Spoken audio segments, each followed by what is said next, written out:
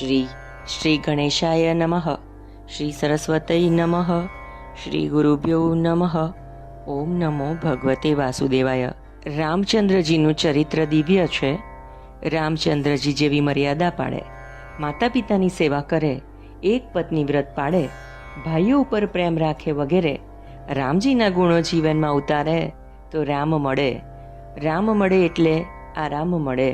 રામ વગર આરામ મળવાનું નથી. રામાયણનું એક એક પાત્ર આદર્શ છે. રામ જેવો પુત્ર થયો નથી, વશિષ્ઠ જેવા ગુરુ થયા નથી, દશરથ જેવા પિતા થયા નથી, કૌશલ્યા જેવી માતા થઈ નથી, રામ જેવા પતિ થયા નથી, સીતા જેવી પત્ની થઈ નથી, ભરત જેવો ભાઈ થયો નથી, રાવણ જેવો શત્રુ થયો નથી. ઉચ્ચ પ્રકારનો માતૃપ્રેમ, પિતૃપ્રેમ, પુત્રપ્રેમ, ભાતૃપ્રેમ, પતિ પ્રેમ, પત્ની પ્રેમ કેવો હોય તે રામાયણમાં બતાવ્યું છે.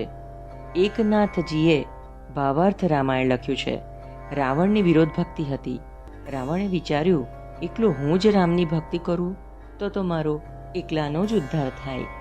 મારા રાક્ષસો કોઈ દિવસ રામનું નામ લેવાના નથી. એટલે જો હું રામજીની સાથે વિરોધ કરું તો આ દરેક રાક્ષસો રામને હાથે તેમની સન્મુખ જોતા જોતા મરશે. એટલે તેઓ સર્વનો ઉદ્ધાર થશે. એટલે આ સર્વનો ઉદ્ધાર કરવા મેં રામજી સાથે વિરોધ કર્યો છે, એમ રાવણ કુંભકર્ણને કહે છે. રામાયણ શ્રી રામજીનું નામ સ્વરૂપ છે. રામાયણનો એક એક કાંડ એ રામજીનું અંગ છે.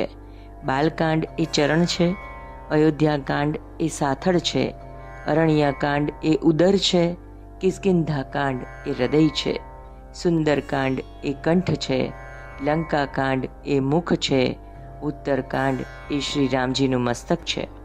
રામાયણ શ્રી રામજીનું નામ સ્વરૂપ છે અને તે રીતે જીવ માત્રનો તે ઉદ્ધાર કરે છે.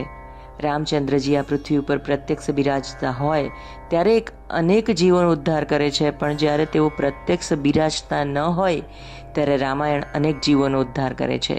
રામજીએ તો અમુક જીવોનો ઉદ્ધાર કરેલો, રામાયણે તો અનેક જીવોને પ્રભુના માર્ગે વાળ્યા છે. અનેક જીવનું કલ્યાણ કર્યું છે, કરે છે અને કરતું રહેશે.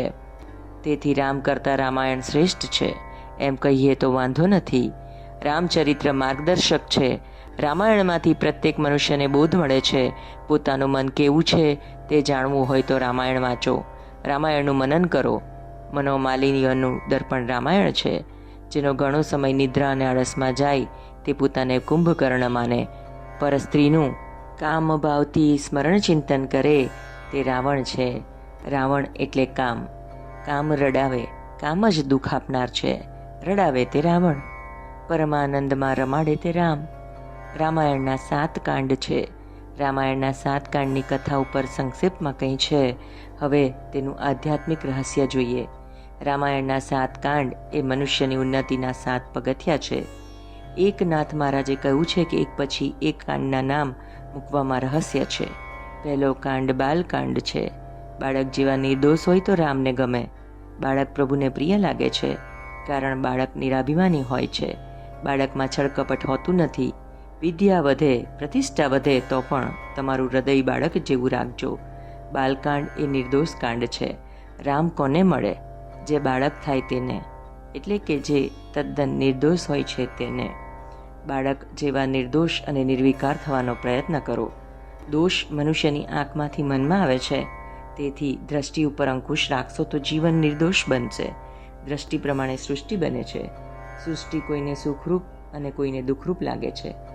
સૃષ્ટિમાં સુખ નહીં, દુઃખ નહીં, સુખ દુઃખ દ્રષ્ટિમાં છે. તેથી ભગવાન શંકરાચાર્ય સંસારને અનિર્વચનીય માને છે. તેનું વર્ણન થઈ શકતું નથી. બાળક જેવી નિર્દોષ નિર્વિકાર દ્રષ્ટિ રાખો તો રામના સ્વરૂપને ઓળખી શકો. જીવનમાં સરળતા આવે છે સંયમથી, બ્રહ્મચર્યથી. જીવ માન અને અપમાનને ભૂલી જાય તો જીવનમાં સરળતા આવે. બાળક જેવા નિર્મલ અને નિર્મોહ થયા પછી તમારું શરીર અયોધ્યા બનશે. જ્યાં યુદ્ધ નથી, વેર નથી, તેવી કાયા એ અયોધ્યા છે. એટલે બાલકાંડ પછી અયોધ્યાકાંડ. અયોધ્યાકાંડ મનુષ્યને નિર્વેર બનાવે છે. મનુષ્ય નિર્વેર ક્યારે બને છે? જ્યારે સરયુના કિનારે, ભક્તિના કિનારે 24 એકર રહે ત્યારે. ભક્તિ એટલે પ્રેમ. તેથી અયોધ્યાકાંડ પ્રેમનું દાન કરે છે. રામનો ભરત પ્રત્યેનો પ્રેમ રામનો સાવકી માતા તરફનો પ્રેમ વગેરે આ કાંડમાં જોવા મળે છે. રામની નિર્વૈરતા જોવા મળે છે. જય શ્રી કૃષ્ણ.